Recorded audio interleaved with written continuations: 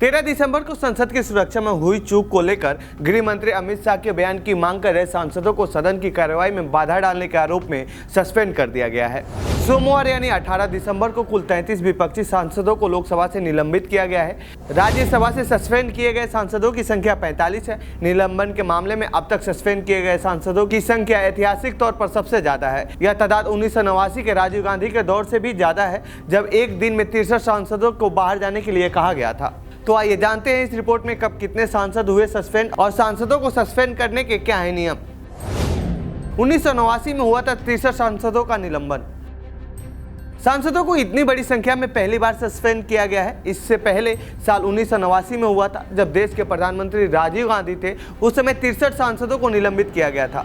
उस वक्त भी सदन में ठीक ऐसी ही मजबूत स्थिति में कांग्रेस थी जैसे कि इस समय बीजेपी की मोदी सरकार है। उस लोकसभा में कांग्रेस के पास 400 से ज्यादा सांसद थे। अब सवाल ये है कि उस वक्त क्या हुआ था। बात 15 मार्च 1989 को पीएम इंदिरा गांधी हत्या पर जस्टिस ठक्कर जांच आयोग यानी जस्टिस MP ठक्कर के अधीन एक जांच आयोग की रिपोर्ट को पटल पर रखा जा रहा था।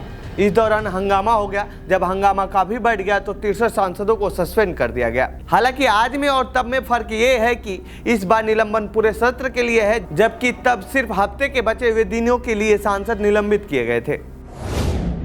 1989 में सांसदों ने क्यों किया था हंगामा? दरअसल ठक्कर की जांच पैनल ने इंदिरा गांधी की हत्या मामले में उनके विशेष सहायक RK धवन की भूमिका पर संदेह जताया था। पैनल ने अपनी रिपोर्ट में कहा था कि ऐसे कई मजबूत सबूत मिले हैं जो इंदिरा गांधी की हत्या के साजिश में RK धवन की संलिप्तता को लेकर संदेह पैदा कर रहे हैं। RK धवन का नाम आने के बाद विपक्ष हंगामा करने लगा, क्योंकि उस समय धवन कांग्रेस पार्टी के राष्ट्रीय महासचिव थे और राजीव गांधी की टीम के हिस्सा भी थे। ऐसे में विपक्ष धवन के खिलाफ कार्रवाई की मांग करने लगा और सदन में जमकर हंगामा किया। तब तत्कालीन प्रमुख पार्टियों में TDP, जनता पार्टी और CPM सहित कई पार्टियां शामिल थी। इनके 63 सांसदों को निलंबित किया गया था। हालांकि सदस्य द्वारा अध्यक्ष से माफी मांगने के एक दिन बाद निलंबन रद्द कर दिया गया था। हालांकि बाद में धवन इस मामले में बरी भी हो गए थे। कैसे किए जाते हैं सांसद सस्पेंड?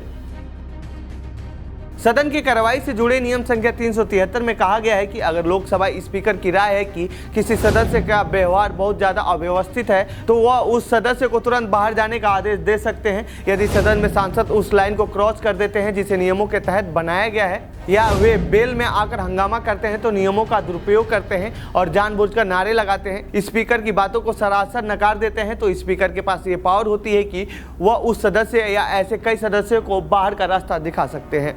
स्पीकर को ये पावर नियम संख्या 374A के तहत मिलती है। ठीक ऐसा ही राज्यसभा में नियम संख्या 255 के तहत सभापति कर सकते हैं। तो ये थी सांसदों के निलंबन से जुड़ी हमारी रिपोर्ट। आपको कैसी लगी ये रिपोर्ट कमेंट बॉक्स में बताएं। साथ ही इस पूरे मामले पर आप क्या कहना चाहते हैं कमेंट बॉक्स में लिखें। बाकी देश दुनिया की खबरों के लिए बने रहिए जनसत्ता के साथ। धन्यवाद।